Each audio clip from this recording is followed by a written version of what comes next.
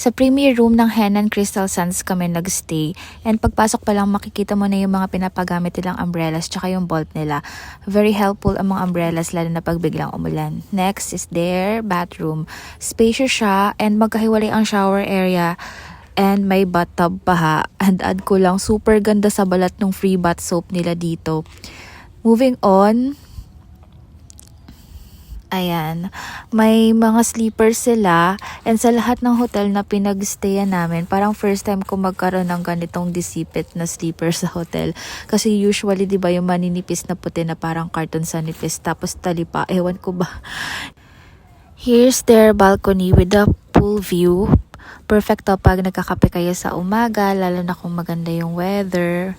Tamang painit lang ganyan. Dalawa yung upuan dito, tapos meron siyang parang rack doon sa dulo na lalagyan ng mga basang damit. Pagpapatayuin nyo na siya, ganun. Tapos dito, meron din na parang dining set, maliit lang.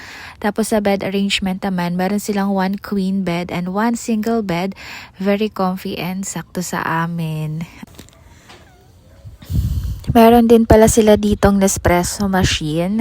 For those who don't know, nagaya namin nung una, ang Nespresso machine ay yung coffee machine na gumagamit ng mga coffee capsules. Akala ko nung una chocolates, may pagbubukas pa ako. Pero yun, hindi talaga ako mahilig sa kape, so hindi ko naman ito nagamit. Yung asawa ko ang nag-enjoy.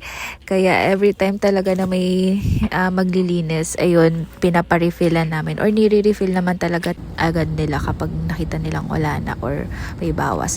So yun, bumaba naman tayo dito sa pool area nila. Dalawang pool dito, and mamaya ipapakita ko rin yung sky pool sa inyo. Sa bandang gitna ng pool na to, hindi ko na lang na-videohan, pero nandun yung towel borrowing area nila. Upon check-in, bibigyan kayo ng tigi-isang card na ipapalit every time nahihiram kayo ng beach towels. Tapos after using, ibabalik nyo lang din yung towel sa kanila and ibibigay nila yung card sa inyo. Ayun, tapos parang ang nire-recall ko, pag nawala daw yun, yung card na yun, 900 pesos yun, mga ZZ. So yun.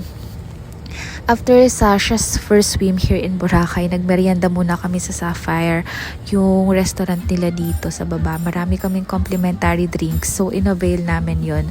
Tapos nag-order na lang kami ng isang slice lang ng cake. So yun. And here's their sky pool. Hindi na kami nakapag-swimming dito kasi nasa taas nga to. Medyo malayo-layo ang aakyatin at saka bababaan from our room. Tapos mga basa pa, yung mga dulas pa. So binisita na lang namin siya, but grabe super ganda ng view sa taas.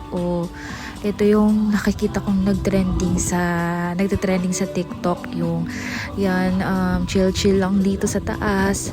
Tapos order ng mga drinks, ganyan, habang nagsiswimming. Tapos nanonood ng sunset. Yan, maganda rin dito sa Sunset Tuarico. Pero hindi ko nakita yung sunset mula dito kasi sa baba lagi kami nag-aabang. At syempre dahil Boracay ang location, beach access is close at hand. Pwede kang maglakad papunta sa shore within minutes. Perfect sa mga gusto ng beach vacation without stress. Kasi nung naghahanap talaga kami ng hotel na pagstayan namin dito sa Boracay, ang talaga lang kasama lagi sa pagsasearch ay yung pinakamalapit sa beachfront. Yung konti lang yung minutes ng walk. Ang sarap nga rin pala ng mga ino-offer nila ditong breakfast buffet, yung sa Sapphire Restaurant. Parang sa pagkakatanda ko, iba-iba naman rin siya araw-araw. Tapos nagkapag-try din kasi kami dito isang beses ng dinner nila. Yun yung hindi na complimentary. Pero sulit rin yung binayad namin ha. Gagawan ko rin yun ng edit soon pag nagkaroon ulit ng free time. Yun lang.